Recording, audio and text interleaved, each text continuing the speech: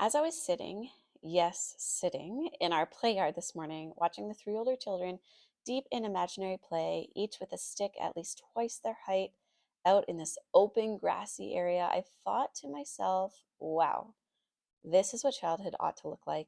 I am so grateful I get to provide these opportunities for children to play freely and without my constant interference.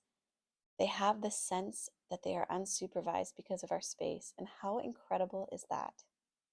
This got me thinking about how I have the opportunity as an ECE in a home childcare setting to allow for this open ended play without other people to protest it, whether that's because of a lack of education or because of regulations. This is 100% a pro of home childcare. I can implement what I know is positive, research based opportunities for children without backlash. In this episode, I'm going to share with you a few more pros that I've come up with in my reflecting, as well as some cons that came up for me. These are in no particular order, and by no means is this an extensive, exhaustive list. But perhaps this could help you find gratitude for the place you're at, or it will help you make some decisions about where you'd like to be. Here you have it, pros and cons of providing home childcare.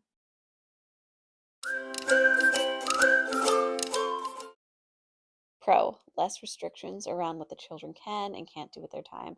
Now, let me be clear, I'm not against center based care in the least bit. In fact, I support it immensely.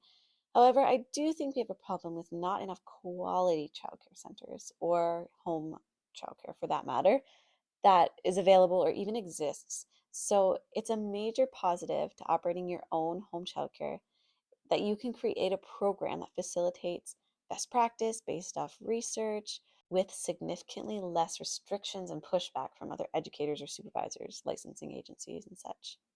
So, this means the children get to explore with big sticks however they feel they need to.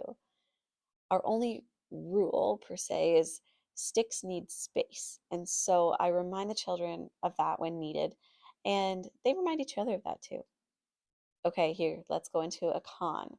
The long hours are longer than you think.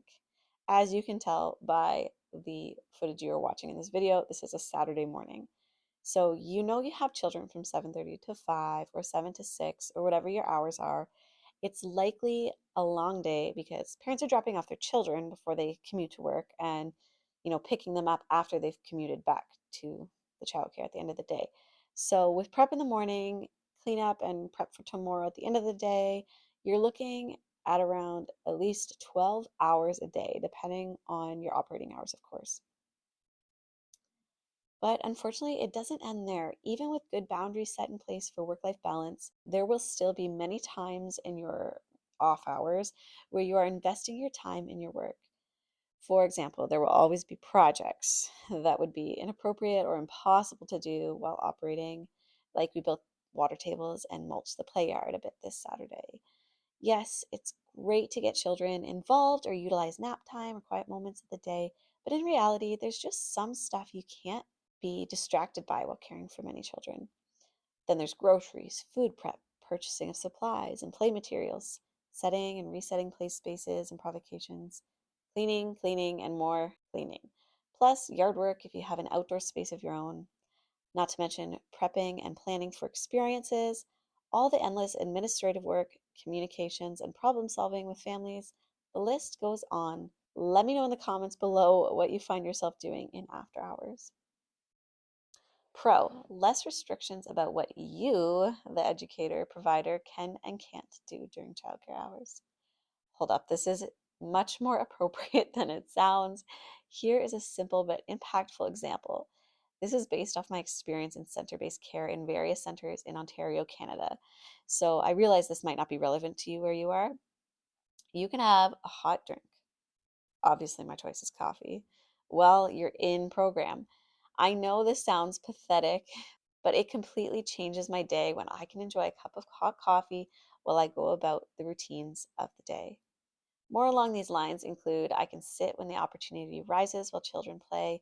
Sometimes I sit with them, but sometimes I station myself so they know where to go when they need me, but can have no adult interruption in their explorations. Every center I worked at did and should encourage me to sit with the children, but it feels like it's more acceptable in home childcare to take the time to sit. Maybe this is because of those long hours I mentioned and the fact that it's just me, whereas at a center, I have a smaller list of responsibilities. I mean, it's still quite substantial, though, I might add. So sitting feels luxury, but perhaps it's an insecurity of mine. But please don't think childcare centers are cruel to their staff. Most are not. But the ability to sit and sip coffee while caring for children, when you actually can, is not common practice in childcare. Hmm. What could it model for children if grown-ups also took time to sit and relax? Okay, let me go on a bit of a tangent here. We often wonder and stress about the energy load children carry and wonder why they can't sit still or relax, etc. Obviously, there are many factors, but what if one of those factors is because they have a lack of example from adults of what caring for your body with calm, quiet time looks like? At least in a childcare provider context, the children would get barely a glimpse of the grown-ups slowing down and relaxing. Maybe we could do a better job to role model calm and restful behavior. I could be onto something. Okay, back to it. One more example of this pro before I move on to the next con.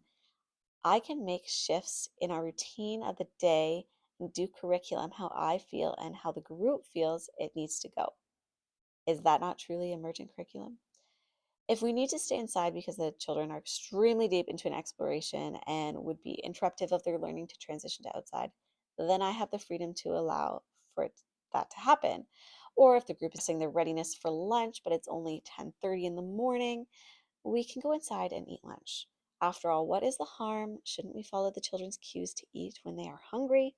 So, and what if I just don't feel good that day? Guess what? I can make a choice to make it easier for myself. Con, your house becomes public space. I will admit, the families I currently have do not make me feel this way, but in previous years, it has been very stressful at times having families in your home every day, especially because some people are not respectful of the fact that this is your home and home is meant to be your and your family's safe space. I have my childcare almost fully separate from the living spaces, so that helps a bit. But when you have or you start your home childcare, every day there will be people other than your family in your personal space. I didn't realize how private of a person I was until I had a family make me feel unsafe in my own home. This is something to be aware of, especially for your own children or vulnerable individuals in your family, to have private space, including play materials for themselves. It sounds silly, but there was a parent that picked up a child in my home and did not remove their shoes because they said the reason was they didn't have socks on. And then, even after being asked many times, was not wearing their mask over their mouth and nose. This obviously during COVID times. I'm leaving out some details here, but I remember feeling so disrespected and like they were entitled to enter my home the way they did, and it just made me very uncomfortable.